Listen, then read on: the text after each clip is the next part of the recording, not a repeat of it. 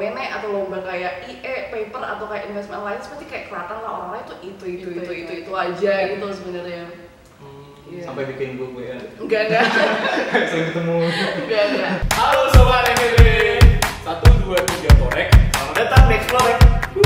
Oke, di sini kita di Explore episode 1. Kebetulan kita di sini udah ada Mbak Sally, FEB's Most Inspiring Person 2018. Dan ini Mbak Jasita, mahasiswa berprestasi FEB UGM 2018. Jadi di sini kita bakal menjawab satu persatu pertanyaan teman-teman yang udah kita ajukan di line. Lu ada pertanyaan dulu nggak? Nggak ada sih.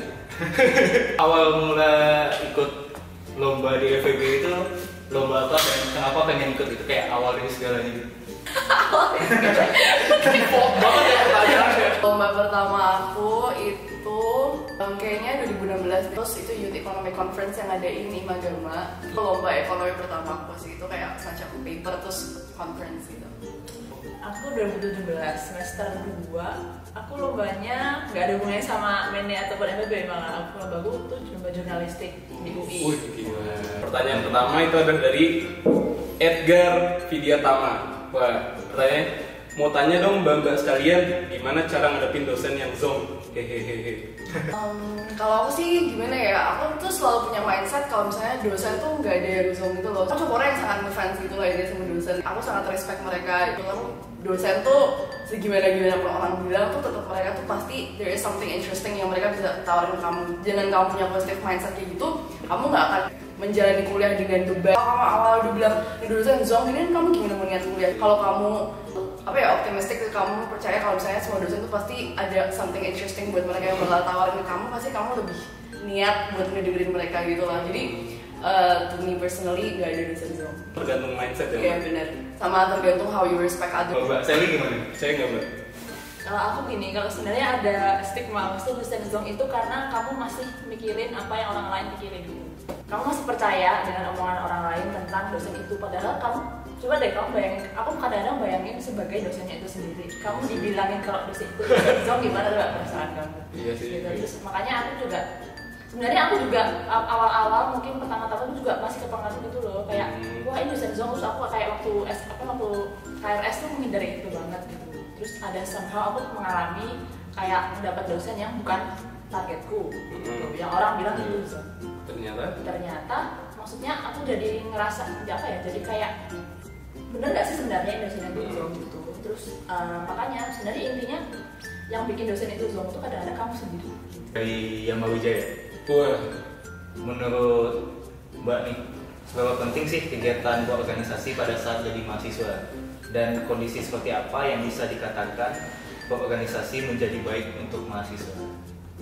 Gimana organisasi itu bisa penting buat kita itu ketika kita ngerasa belum cukup berani atau pede untuk bisa berkembang secara individu. Organisasi kan sebagai wadah. Ya, organisasi kan sebagai wadah untuk kita berkembang. Itu kan berarti intinya sebenarnya kalau kita merasa sebenarnya kita udah bisa berkembang sendiri, kita udah punya apa yang ingin kita tuju dan kita nggak perlu bantuan banyak dari organisasi dan merasa kalau organisasi itu membuang waktu kamu, ya sebenarnya itu nggak apa kalau itu. Organisasi aku cuma MUN Community, Common. Di situ aku jadi pelatih program ya, karena tapi itu pun sebenarnya lebih kayak ke kompetisi dia berorganisasi. Jadi kayak karena we are organizing people to compete, jadi kan basically itu kayak it's wadah buat competition. Sampai batas mana? Sampai batas dimana kepentingan organisasi tidak mengganggu kepentingan pribadi. Menurut aku itu batasannya sih. Jadi kalau emang besok kamu ada ujian, terus kamu harus rapat organisasi, kalau aku bakal ikut gitu. Karena ya at the end of the day it's yourself. kalau Mbak sendiri gimana Mbak cara membagi waktu antara mungkin belajar sama leisure time-nya? Kalau aku sih, aku orangnya suka buat jadwal gitu loh. Kayak jadwal mingguan. Jadi aku suka buat jadwal tuh jadwal harian, jadwal mingguan, sama jadwal kalau mau ujian UTS sama UAS. Itu aku buat per hour. Jadi kayak jam 6 sampai jam 8 aku mau ngapain, jam 8 sampai jam 10 sama teman-teman, jam 10 sampai jam berapa. Ya sangat, tapi kan pastinya ada hal-hal yang bakal outside your control kan. Ya udah nggak apa-apa, that's life kayak. jadwalkan, tapi kalau ada unexpected things coming up ya udah go with the flow. Jadi harus punya 2 acuan gitu loh. Jadi ini pertanyaan dari Ami, gimana sih Kak cara belajar yang efisien dan bisa ngumpulin informasi di luar materi kuliah kita? Misalnya kalau punya ketertarikan di bidang ilmu lain, cara belajar yang fun. Ini apa sih sebenarnya? Kalau menurut Kak Sally mungkin kalau cara belajar yang efisien gimana? Tidak pernah belajar. Pengakuan dari seorang pemimpin umum Eki tidak pernah belajar. Nilai datang dari langit. Apa ya? Ini sih sebenarnya yang bikin nggak fun itu SKS itu. Kenapa? Oh, SKS. Smart. Oh. Aku orangnya bukan yang tipe model apa Belajar. meringkas dengan pulpen warna-warni terus dibaca lalu terus aku jelasin. Masa sih betul? Seorang seorang Apa ya? Ini sih kamu kalau bisa cari tahu kan di Google apa tuh banyak ya sumber-sumber yang bisa cari tahu kamu tuh model belajarnya kayak apa, visual, audio, atau apa yang Pak. motor gak sih? Itu apa kecerdasan gitu? Ini kan visual, audio, motor kan Aku aja sambil lari gitu. Boleh. sambil melakukan maksudnya. Kalau dari Mbak Jessica, gimana? Kalau yang menolong itu banyak hitungannya ya, banyak banget, habis semua sih matematika. Jadi ya sebenarnya matematika. Jadi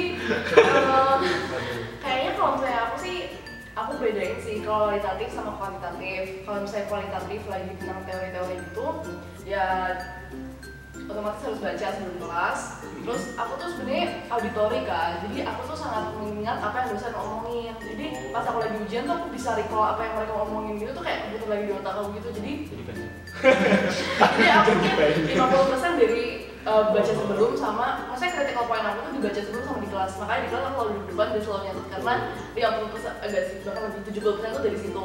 Nah terus untuk kalau mau tes waktu aku tinggal ngulangin materi gitu loh. Even untuk kayak misalnya ekonomi, tapi kalau beda ya kalau ekonometri kan harus diulang-ulang terus karena itu kan penuh dengan simbol-simbol sigma yang agak susah gitu. Asik banget. Cara efisien yang fun itu bisa digabungkan efisien dan fun. Bisa aja Kalau bisa pasti fun. Iya betul.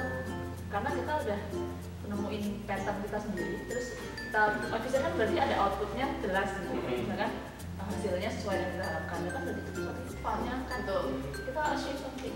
Oke, makasih banyak Mbak. Ya, makasih. Pantun ya? Lo ada pantun nggak? Kalau udah pantun ya kali mau pantun Gue nggak mikirin pantun penutup ini. Apa ya? Jalan-jalan ke Surabaya. Ngapain? Kenapa nggak berani? Cakep. Kayak lu yang lanjutin. Gue nggak tahu. Kok lu nyuruh gue sih? Sampai jumpa ya. Sampai jumpa ya. Oh iya. Ulang ya. Jalan-jalan ke Surabaya. Sampai jumpa ya.